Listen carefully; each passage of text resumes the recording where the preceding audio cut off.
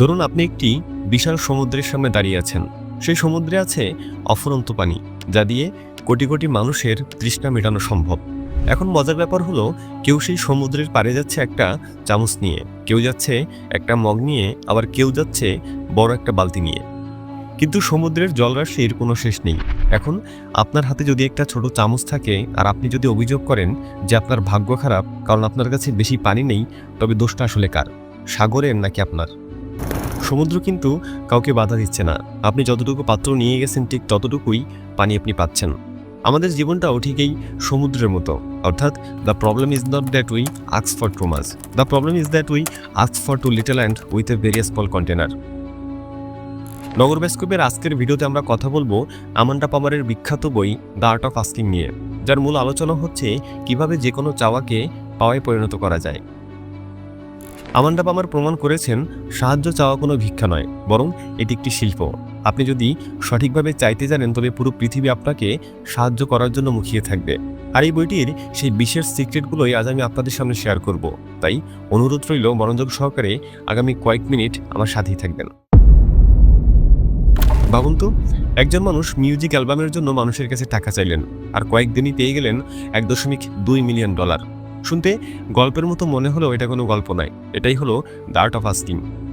Amanda পামারের এই বইটি কেবল কোনো মোটিভেশনাল বই নয়, এটি পৃথিবীর কোটি মানুষের দৃষ্টিভঙ্গি বদলে দেওয়া এক জীবন্ত দলিল। এই বইটির বিশেষত্ব হলো এটি কোনো এসিতে বসে লেখা থিওরি নয়। লেখিকা নিজে রাস্তার মোড়ে লিভিং স্ট্যাচু সেজে দাঁড়িয়ে থেকে মানুষের চোখের ভাষা পড়েছেন। তিনি শিখিয়েছেন আমরা যখন কারো কাছে কিছু চাই তখন আমরা তাকে ছোট করি না, বরং তাকে আমাদের উপর বিশ্বাস রাখার একটা সুযোগ করে দেই। প্রায় 20 মিলিয়নেরও বেশি মানুষ তার এই দর্শনে মুগ্ধ হয়েছেন। আপনি যেন অবাক হবেন, আমরা হারছি কঠোর পরিশ্রমের অভাবে নয়, বরং আমরা হারছি শুধু আমাদের চাওয়ার সাহসের অভাবে। সেই সাথে আমাদের ঠিক কী করা দরকার আমরা সেটাই ভালোভাবে জানি না। কিন্তু পাওয়া বা প্রাপ্তির শুরুটা হয় চাওয়া থেকে। এটা অনেকটা অন্ধকার ঘরে গিয়ে বৈদ্যুতিক সুইচ খোঁজার মতো। আপনি যতক্ষণ না সেই সুইচটি টিপছেন ততক্ষণ লাইটটি জ্বলবে না। আপনি হয়তো জানেন না পেছনের তারগুলো কীভাবে কাজ করছে বা বিদ্যুৎ কোথা থেকে আসবে, কিন্তু আপনার কাজটা শুধু সুইচটা টেপা। ঠিক তেমনি আপনি যখন মন থেকে কিছু চান তখন আপনার মস্তিষ্ক আর এই প্রকৃতি আপনার অজান্তে সেই লক্ষ্য পূরণের জন্য কাজ শুরু করে দেয়। একেই বলা হয় মানসিক প্রক্রিয়ার সূচনা। আমাদের আশেপাশে দুই ধরনের মানুষ আছে। একদল মানুষ সারা জীবন গাছের শিকড় নিয়ে ভাবে, তারা ভাবে আমার দ্বারা কি সম্ভব যদি না হয়। আর অন্য দল আছে যারা সোজাসুজি ফল পাড়ার প্রস্তুতি নেয়, কারণ তারা জানে যে প্রকৃতিতে কোনো কিছুর অভাব নেই, অভাব শুধু আমাদের নির্দিষ্ট করে চাওয়ার। আপনি হয়তো দিনে 10 ঘন্টা হাড়ভাঙ্গা খাটুনি খাচ্ছেন, কিন্তু আপনার কাছে যদি কোনো লিখিত লক্ষ্য বা স্পষ্ট চাওয়া না থাকে তবে আপনি সারা জীবন শুধু একজন মজুর হয়েই থেকে যাবেন। কখনো বিজয়ের মুকুট আপনার মাথায় উঠবে না। মনে রাখবেন, জীবন আপনাকে সেটা দেবে না যেটা আপনার প্রয়োজন, জীবন আপনাকে সেটাই দেবে যেটা আপনি সুনির্দিষ্টভাবে চেয়েছেন এবং আপনি যার যোগ্য। তাই ভয় কাটিয়ে যে চাওয়ার প্রক্রিয়াটি শুরু করুন, কারণ যে চায় সেই পায়। বিখ্যাত কমেডিয়ান এবং অভিনেতা জিম ক্যারি যখন একদম নিঃস্ব ছিলেন তখন তিনি নিজের উপর বিশ্বাস রেখে একটি অদ্ভুত কাজ করেছিলেন। তিনি নিজেই নিজের নামে $10 মিলিয়ন একটি চেক লিখেছিলেন এবং তাতে তারিখ দিয়েছিলেন 3 বছর পরের। তিনি সবসময় সেই চেকটি মানিব্যাগে রাখতেন এবং কল্পনা করতেন যে তিনি সেই টাকাটা পেতে যাচ্ছেন। ঠিক 3 বছর পর 1994 সালে ডাম্ব অ্যান্ড ডাম্বার সিনেমার জন্য তিনি ঠিক $10 মিলিয়ন পারিশ্রমিক পেয়েছিলেন। 1997 সালে অ্যাপেল যখন দেউলিয়ার পথে, তখন স্টিভ জবস তার প্রধান প্রতিদ্বন্দ্বী মাইক্রোসফটের প্রতিষ্ঠাতা বিল গেটসের কাছে সাহায্য চেয়েছিলেন। অনেকেই ভেবেছিলেন এটা অসম্ভব, কারণ তারা একে অপরের ঘোর শত্রু ছিলেন। কিন্তু স্টিভ জবস সাহসের সাথে সাহায্য চেয়েছিলেন এবং বিল গেটস $150 মিলিয়ন বিনিয়োগ করেছিলেন। সে একটি চাওয়াই আজ অ্যাপেলকে বিশ্বের সবচেয়ে মূল্যবান কোম্পানিতে পরিণত করেছে।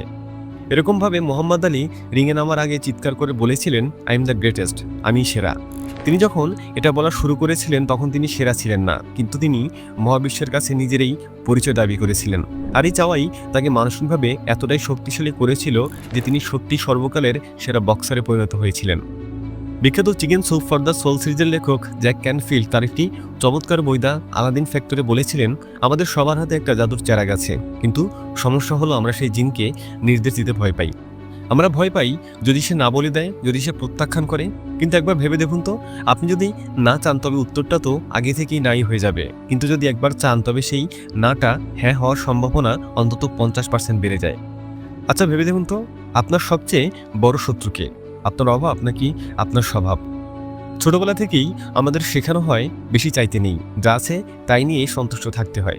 কিন্তু বাস্তবে পৃথিবীটা অন্যদিকে চলে। এখানে কেউ আপনাকে সেধে কিছু দিয়ে যাবে না। সহজ ভাষায় বলতে গেলে এই পৃথিবীটা একটা রেস্টুরেন্টের মতো। আপনি যতক্ষণ না অর্ডার দিচ্ছেন, ওয়েটার আপনার টেবিলে খাবার নিয়ে আসবে না। আপনার ক্ষুধা কত বেশি সেটা বড় কথা নয়, বড় কথা হলো আপনি আপনার অর্ডারটা কতটা পরিষ্কারভাবে দিচ্ছেন।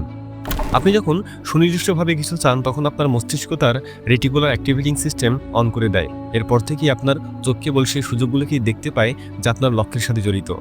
ধরুন, একজন মানুষ রাস্তার ধারের নোংরা ডাস্টবিনে খাবার খুঁজছে, আর তার ঠিক পিছনেই দাঁড়িয়ে আছে রাজকীয় এক ভোজসভা। ওই মানুষটার সমস্যা কি? তার সমস্যা কি খাবারের অভাব? না, তার সমস্যা হলো তার স্ট্যান্ডার্ড। আমরা অনেকেই জীবনের কাছে শুধু বেঁচে থাকার মতো কিছু চাই, একটু মাথা গোজার ঠাই কিংবা ডাল ভাত খেয়ে টিকে থাকলেই চলে। আপনি যখন জীবনের কাছে সস্তা কিছু চাইবেন, জীবন আপনাকে সস্তা কিছুই দেবে। কারণ সফলতার মহাসাগরে কোনো মেম্বারশিপ কার্ড নেই। এখানে স্টিভ জবস বা ইলন মাস্কের জন্য আলাদা কোনো কোটা নেই। সেখানে যে যত বড় বালতি নিয়ে যাবে, সে তত বেশি সফলতা নিয়ে ফিরবে। অ্যাডাম গ্র্যান্ট তার গিভ অ্যান্ড টেক বইতে প্রমাণ করেছেন যে পৃথিবীতে তারাই সবচেয়ে বেশি সফল যারা দিতে জানে, কিন্তু বিপদে পড়লে অন্যের সাহায্য নিতেও জানে। একা একা হিমালয় জয় করা যায় না, শিখরে পৌঁছতে হলে অন্যদের হাত ধরতেই হয়। সবশেষে একটা কথা মাথায় গেঁথে নিন, আপনি যদি আপনার জীবনের গল্পটা নিজে না লেখেন, তবে অন্য কেউ তা লিখবে, এবং বিশ্বাস করুন তারা আপনার জন্য খুব বেশি ভালো কিছু লিখবে না। তাই এখনও সময় আছে নিজের জীবন নিজেই গুছিয়ে নিন, কারণ পৃথিবীতে আপনি আপনার প্রথম এবং শেষ ভরসা। ভিডিওটি ভালো লাগলে একটি লাইক করতে পারেন, সেই সাথে চ্যানেলে নতুন হলে সাবস্ক্রাইব করে নগর বাস্তবের সাথেই থাকুন। ধন্যবাদ।